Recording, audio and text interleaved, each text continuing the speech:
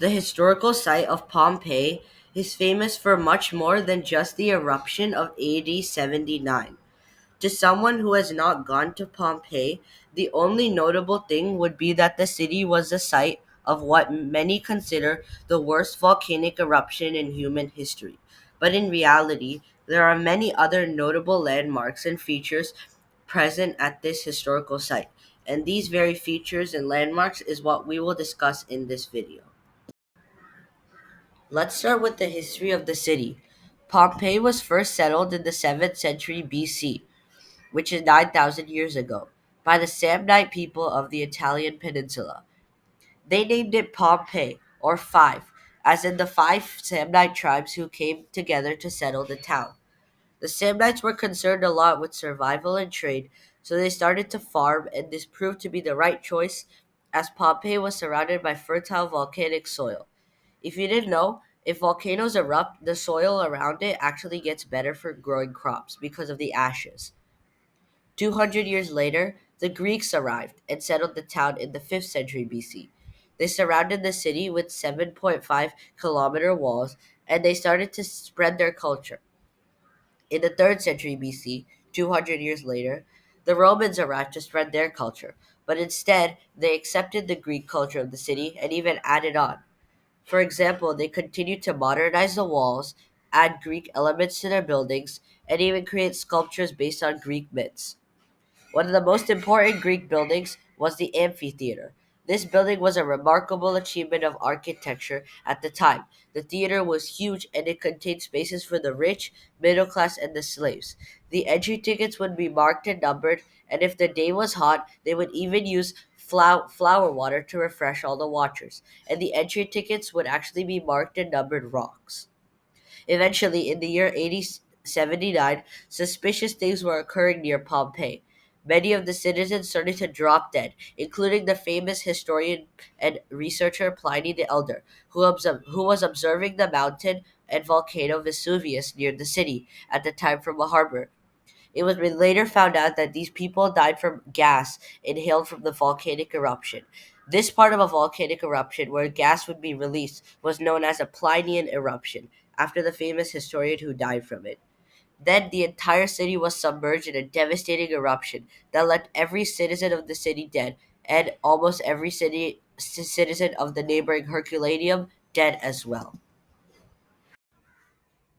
Other than the amphitheater we discussed before, there are many other notable buildings and structures in Pompeii as well. First, we will discuss the roads. The roads are made out of regular stones, fit together, and they have tiny grooves in between that make it easier for carriages and chariots. And also, just like speed bumps, there are actually big stones in the middle of the roads to prevent chariots or carriages from going through. Also, on the sides of roads near houses, there are even holes that serve as hooks to tie down your horse when you are going to visit somewhere. It's like parking your car. This is quite neat if you ask me. Next are the fast food restaurants. Yeah, you heard me right. Fast food restaurants are actually in Pompeii. So basically what they were was they would have these circular areas that would heat up meals in seconds. You can see what these looked at the time in this picture. Next, we will talk about the bakeries. Yeah, they had those too. As seen in this picture, there is a main grinder at the center of the bakery that you would mix in with water to create the dough. In fact, people in Pompeii probably ate sauceless pizza. Tomatoes were introduced in 1492 by Christopher Columbus, so there were no tomatoes available at the time. Actually, a graffiti was found 3 weeks ago that depicted something looking like a pizza slice, and it was a graffiti made back then during the Pompeii time. Speaking of graffiti, it was actually made with all kinds of rare pigments like lapis lazuli and cinnabar, so you had to be quite rich to make graffiti. So this meant that painting a house was actually more double or triple more expensive than actually building it.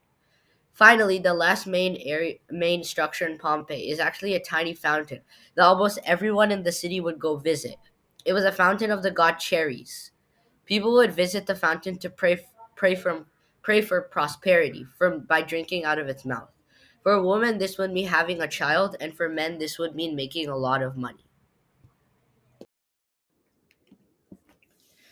Now let's talk about the most famous resident of the city of Pompeii.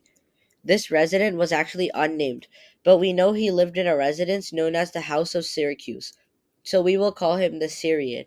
He was actually a slave brought in by the Romans who worked in a bakery, and he bought his independence, which was called liberto, because he was such a good baker, so he got a pension from his owner. He ended up starting his own bakery business and owned 12 bakeries throughout the city. He bought the biggest residence in town, and we will be talking about it now.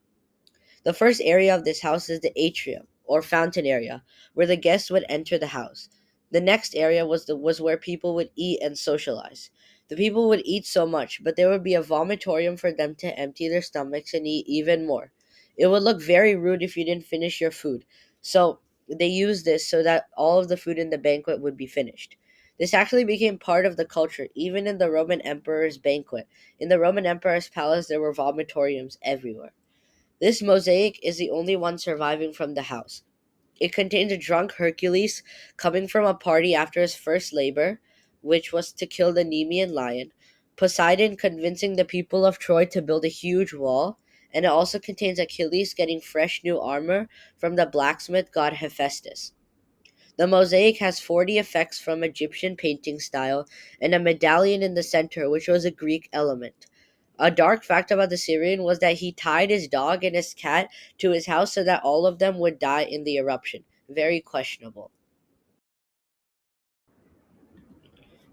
Mount Vesuvius actually erupted again in 1780, but nobody really noticed.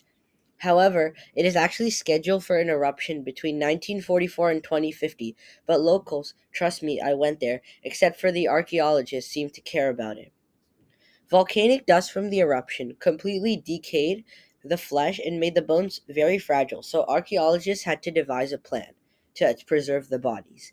They filled the sockets where the bones were with concrete and plaster so that the bodies would remain intact and ready for research. This is shown in this diagram. And now this is a picture of the bodies after they have been taken out with the concrete and the plaster. This makes it really easy for them to do their research. So thank you guys for watching, and make sure to like and subscribe and comment down below what you want the next video to be.